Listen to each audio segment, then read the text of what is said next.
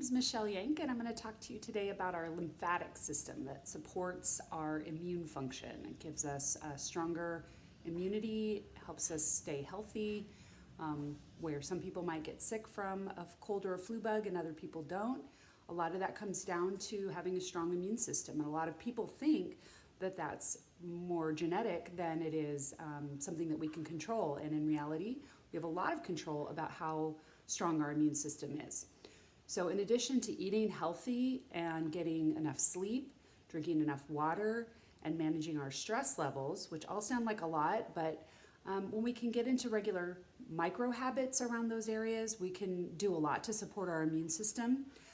But one area that is particularly important and often not fully understood is the amount of importance that movement plays in how our immune system functions. The lymph, that is the fluid that takes up the waste and helps protect and strengthen our body against any kind of invading sources such as a virus, that is concentrated in nodes throughout the body, and there's a whole system just like your cardiovascular system with blood vessels that run through the whole body. We have a similar system called the lymphatic system, and the lymph fluid doesn't have its own mechanism for movement like our digestive system or our heart that beats. It doesn't have that. It requires movement of the actual physical body parts around the vessels that carry lymph for it to perform its duties. So if we are very sedentary and we're not moving, particularly moving in ways that move that lymph, where those lymph nodes are most heavily concentrated, then our system isn't going to be activated, it's not going to be strengthened, and it won't function as well for us. Everything in the human body is use it or lose it. So we want to use the opportunity and the knowledge that we have about how the body works to make sure that we are giving ourselves the best fighting chance that we can to have a really strong immune system.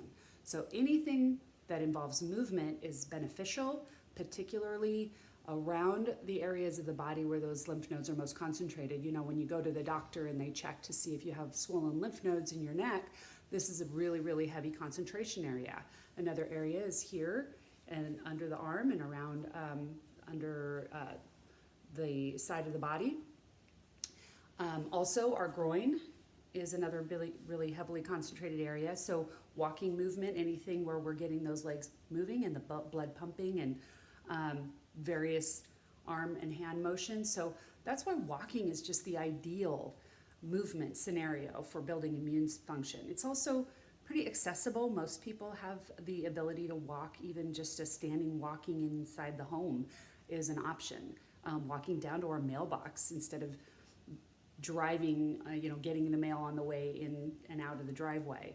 There are little ways to build opportunities for more movement into our daily routine.